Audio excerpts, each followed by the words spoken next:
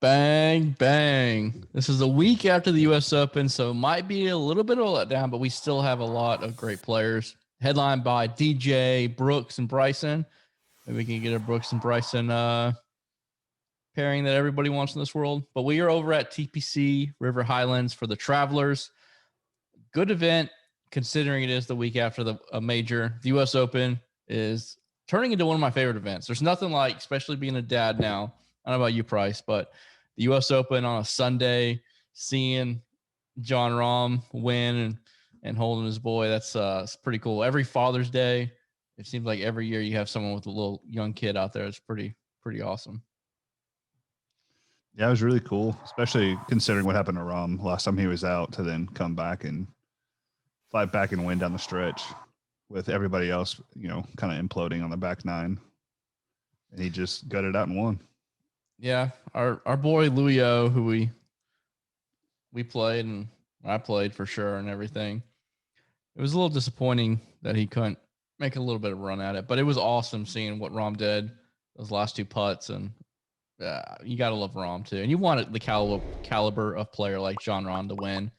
I mean, Luyo would be cool. Leaderboard on Sunday down the stretch. I mean, yeah, it sucks that it fizzled a little bit, but still, I mean, if you can have every major like that, and it makes for crazy DraftKings swings too, because you can't fit all those guys into your lineup too. Just a missed putt there, here and there, big swings for everybody. Yeah, but you're here right now for TPC River Highlands because it doesn't matter if it's a major or a non-major event. Money is money, and so hopefully we can show you a couple of advantages and who we like. Once again, we're at TPC River Highlands. It's a par 70, around 6,800 yards. So this is a Pete Dye course. So we're going to look at Pete Dye specialists. It's particularly a short court course.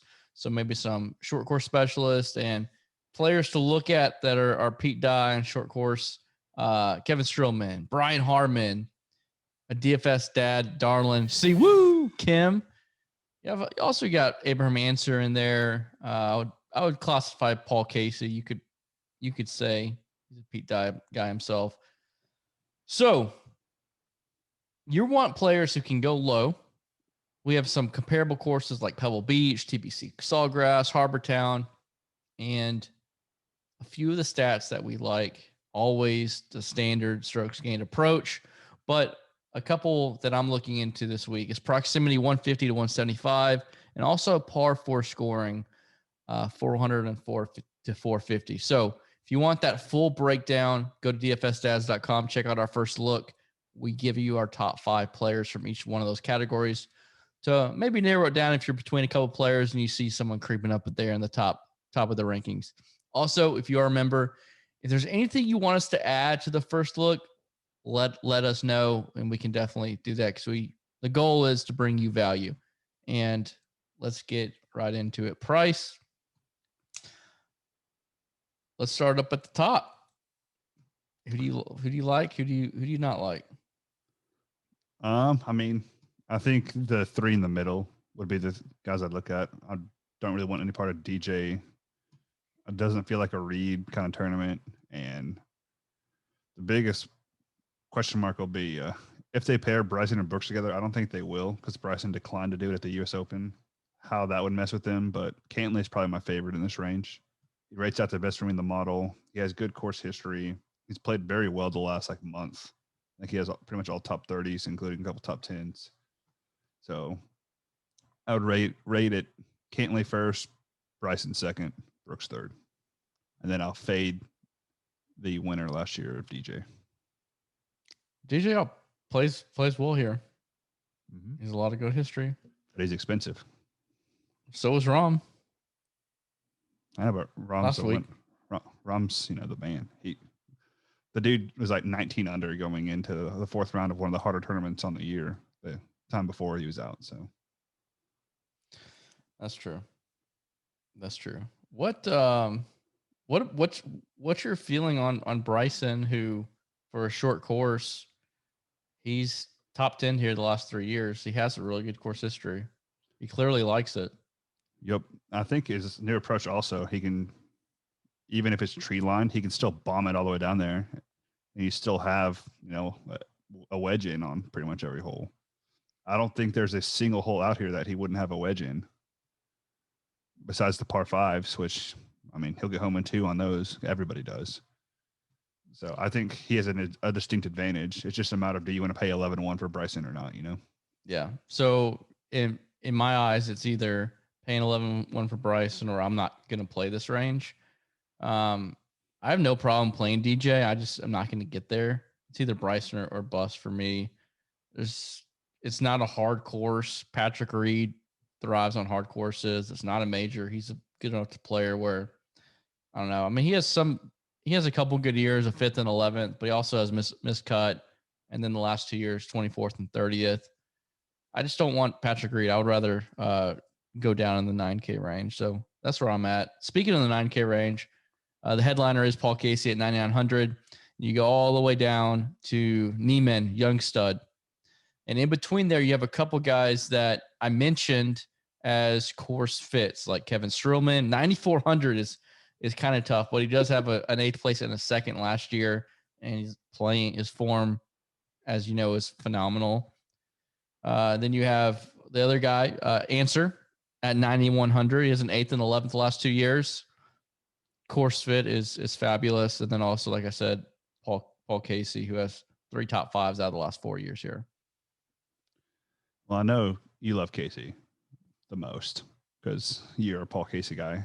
He paid off for the major again for us. Yeah, you want to talk about god-awful decision was dropping from Rahm and Casey to Bryson and Zalatoris. That cost me so much money. Yep, I played 3 lineups last weekend. I somehow managed to get Zalatoris in all 3. So, but I had Casey, I had Luyo. Like, I was doing good. Just Zalatoris. So a lot of people are ragging on Casey because he's better on, like grinded out courses. But I feel like he's a great start, especially for a cash lineup. I mean, the dude's just been so consistent. I think he has 1 miscut all year and 2 miscuts in the last calendar year. I mean, the dude's just been great. Coming off back-to-back top 10s at the majors. I mean, I don't think there's any reason not to play him. And for someone who's notoriously a mediocre putter, we're on his best surface where he actually gains strokes putting. So yeah, he also comes in, if you see, he's 5th in our model for the par 4 scoring, 400 to 450. So that's another stat you can put in the Paul Casey. And I agree with cash, but I also think you can start here in a GPP as well with Paul Casey. He has winning potential and upside. What about, Matthew Wolff came out and played well last week, but this is not a good course for him. Scotty Scheffler is another one that, I mean, he's a great golfer. So, but 9,600, I just don't. It's kind of steep for someone who. It seems like he contends at every major, but I feel like in events like this, it's either you're going to get that top 15 from him or like a 50th. I feel like he kind of lets off the gas a lot on not as difficult of course, or as I guess difficult as tournaments. Yeah, he raced out actually in my model 7th. Paul Casey, if you were wondering, is 3rd, and the other stud in this model, another top 10. He's number 2 in my model, Abraham Answer, 9,100. So if you want to know kind of a couple of the players I'm looking at right there, Streelman is 18th. Like I said, this is kind of his specialty course, playing great golf. I think we're kind of touching on everybody in this range, but there's a lot to like here. I think the 2 fates for me are going to be Wolff and Finau. I don't see either of them returning value. The other ones, I mean, it'd be super easy, I think, to start a cash lineup of like Casey, Streelman, Answer, and go from there. Yeah, for sure. All right, let's move on to the next range. I think that's Casey, Streelman, Answer are the 3 plays in the 9K range for both of us. So I know you're playing Siwoo. I mean, absolutely. How about Russell Henley last week? I said, hey, you got any want to play Russell? You remember that? I said was like, absolutely no. not. Yeah. Yeah. Yeah. That was very convincing because I had zero exposure to Henley after that comment. I was about to have to eat crow until Sunday. I know he knew it was going to be bad when he missed that last putt on 18 on Saturday. I mean, it's a lot of pressure for someone like that. I mean, he raced. Where is he at in your model? He's 8th in mine. 8th. He's number 1 on approach, tee to green first, ball striking first, opportunities gained 6th. Like he's 16th in mine. Uh, The only one I really like in this range is Hoffman. No. To be honest. Wow. And then maybe Cam Smith for GPP. All right, I got to look at Siwoo. Is he not? What is he doing? He's playing some terrible golf, I'm assuming. Yes. Oh, he got 9th at the Memorial. He got 40th last week. And then miscut 55th. It's just like he's fine. And this is probably a spot where he'll pop because he seemingly always does at Pete Dye courses.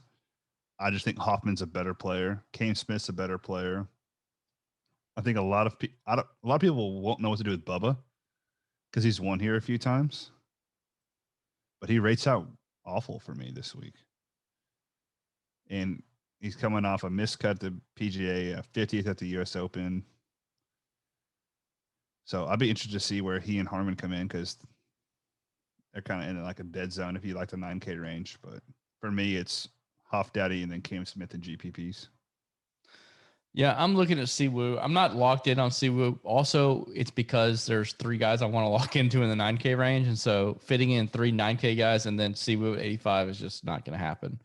So in a lot of ways, this is a dead zone. And Brian Harmon might be a player I would look at, but at 8,800, I'm going to pass. Cam Smith, I like Cam Smith here.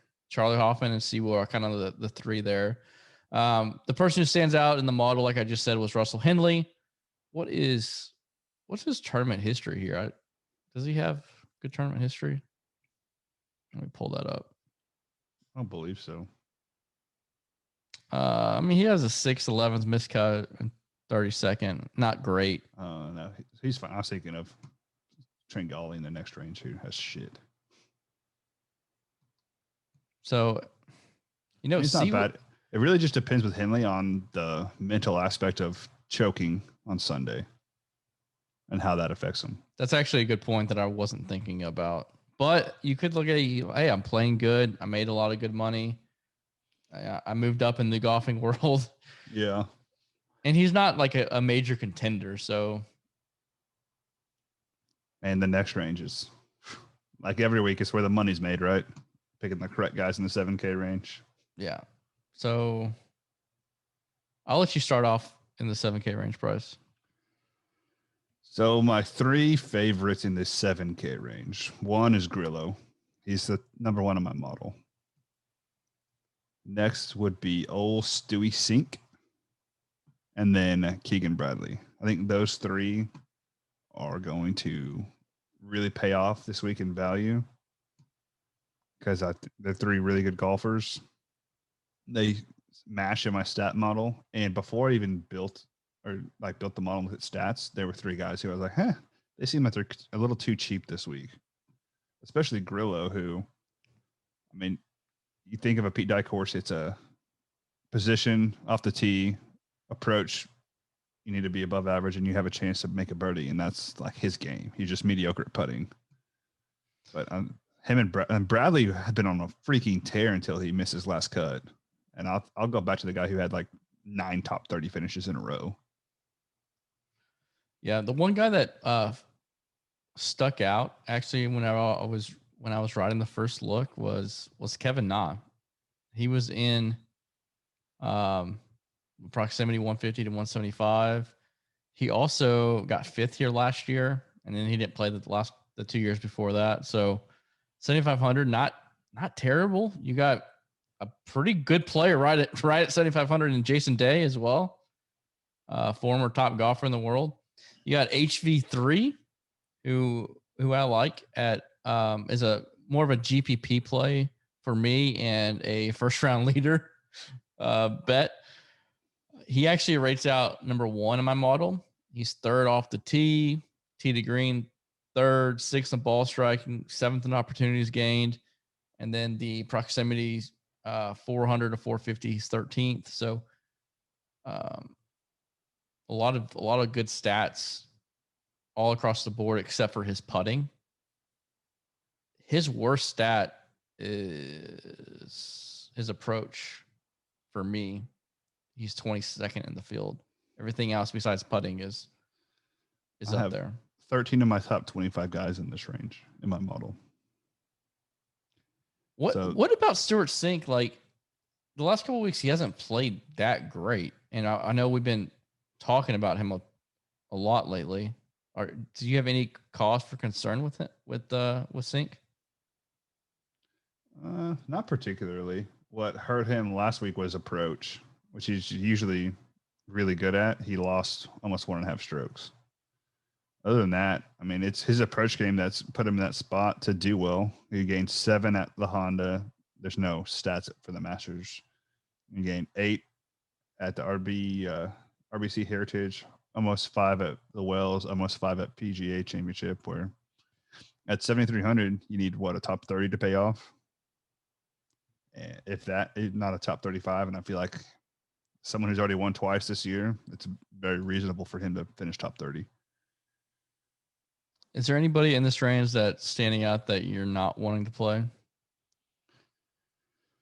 Oh,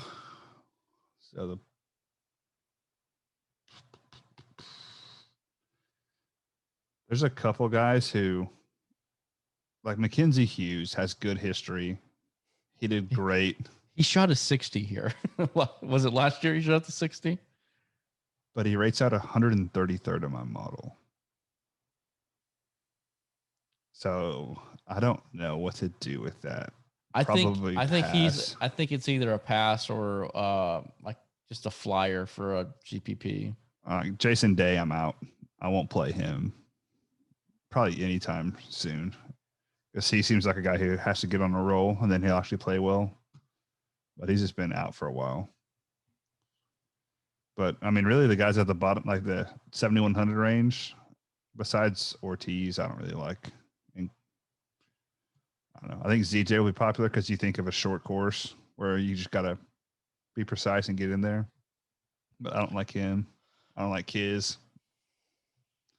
But your boy at 7,000, Kyle Stanley. He's where is I gotta pull up my first look. He's up there. He's number 2 on my strokes gained approach. And I'm actually excited to see. Look at his course history. 4 straight made cuts, 2 top 25s. He's 13th in my model. I know. He's a good little play there. You're the devil. I know. You're welcome. No, I would have found him. So, but now you just cemented it. I'm excited about another player I like to play in the 6K range is Sepp Straka, 6,500. He doesn't rate out great, honestly. He's 64th in my model, which isn't horrible at 6,500. But let me go back to my. He is third in par 4 scoring 400, 450. And he's also, I thought he was in here. Yeah. Proximity 150 to 175. He's first. But he's 6,500 for a reason. So why don't you tell us why? Because he's missed the cut here every time he's played. He actually rates out 148th out of 156 in my model. The guy who I really like in this range is Hank Lebioda. And Straka, just to go back, like he has 3 missed cuts in a row too. Just, ugh. It's one of those where like he'll fit a few of the stats you really like, but he's just not a good golfer. Yeah, I want him to be a good golfer. But I feel like Lebioda rates out really well. Danny Lee, Neesmith, even Bramlett rates out pretty decent for me. And then Davis Thompson, 6,300. He's back. I believe John Pack's in here too somewhere. Let me scroll down. Maybe. Yeah, he's 6,400. But I think Davis Thompson's not a bad play. I mean, he turned around the last time they were out at the Palmetto Yeah. when he turned it on after sneaking into the cut. I think he's a good play at 6,300. Give you some salary relief. And then maybe Roger. There's two guys who pop in my stat model who have god awful course history. Kadira and Sloan. Kadira's lost 18 strokes versus the field at this tournament, but he rates 34th in my model. So I don't know if I'll actually use him. And same with Sloan. Sloan rates 37th, but he's lost 11 strokes against the field 2 times in this tournament. Whereas you go like Lebiota has 2 made cuts, a 50th and a 40th, which is perfectly fine for his price tag. Bramlett finished 40th last year. So I mean, there's a couple of routes to attack. Your boy Will Gordon finished 3rd here last year. What is your thoughts on Benny Ann? He's just been playing so poorly. How does he rate out on your model? Where is he? Not playing him. 137th. Wow. He's been god awful. I know. I just feel like he's someone who can make the cut. Yeah. There's also not a huge need to drop down this range. Especially like just the guys at 7,000 with Stanley, Gim, and Gooch and Dahmen. All 4 of those guys can make the cut and get you a bunch of DK points. Yeah. So, I really want to see where Guido comes in ownership-wise this week after his top 5 last week. I mean, this is also a Kevin Kisner type of course. I know. I'm just you've played him a lot in the past. Yep. But adapt or die, right? I'd rather play Kyle Stanley than Kevin Kisner right now.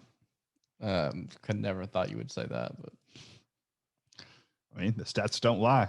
Stanley's played very well. I think he's made 5 or 6 cuts in a row, mostly top 35 finishes, I think. So at 7K, count me in. Yeah, he's got a 42nd, 8th, 26th, 39th last 4 tournaments. That's pretty solid. Can't really ask for much more than that, All right. Anything we're missing? Like the one player we could have looked over. Harris English. Hate that guy. Because he does fucking fantastic whenever I'm like, there's no way he's going to do well. He fucking top 10. So whenever I'm like, fade him. That's when he pops off. And when we use him, miscut. Yeah, there's someone here in the $7,300 range, ranked 23rd on my model, who has been a great player in the past, who's Ricky not Fowler? a great player anymore. Bingo. And he's coming off back-to-back top 11 finishes his last 2 times out. Just announced his wife's prego. Got that baby swag coming. He's 60th in my model. So if that rates out correctly, he'd make the cut. 23rd of mine. Average that out. Not too bad of a week. Mm-hmm. All you need is a top 40 from him, and it pays off. Is he past the point of needing to make these cuts? No, he needs to make these cuts. Yeah, so there's also that, which is good for us. But at the same time, that doesn't mean everything. He needs to make the cuts for a reason because he's not playing great golf. And we've put all our eggs in that basket one time with Ian Poulter. Yeah. Didn't make the cut. Last person. What do you think about Sneds? What's his price? 72. 7,200.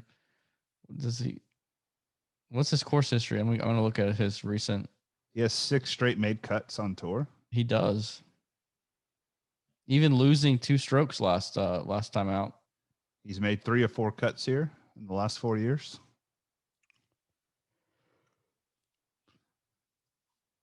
It could be one of those little gem pieces. I'm out. I'm out on Brant. It's gonna be tough to pick in this range. I played his pop putting in the past and have made some money off him, but not this week. Pop, pop. But I think you're right about this lower, like 7,500 to 7,100 range or 7K range is really good. It's So nuts. if I was most likely, like if you're not playing DJ, if you're not playing DJ, there's just no need to even think about the 6K range at all. Like why? Like why take that risk? Unless you know something that I don't. Nope. I might have. Like Ryan Moore is someone that you've played a lot in the past. He raced out not terrible, 6,800. That's not bad. But I personally am like Price. Like I would rather just go up 200 more bucks and get a Kyle Stanley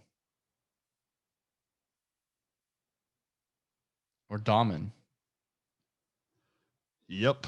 I feel like it's a good week to pick your handful of guys up top and just play 15 lineups for cheap and get a mixture of them and hope they all pop off and you get the top guys right. That is where you're going to have to check us out over at DFS Dads. We're going to give you exposure for the MMEs and a lot more. So let's go make some money. Hope you guys enjoyed this. Let us know if there's anything else that we can do to make this better for you. Appreciate it. Thanks for watching. And let's go make some money.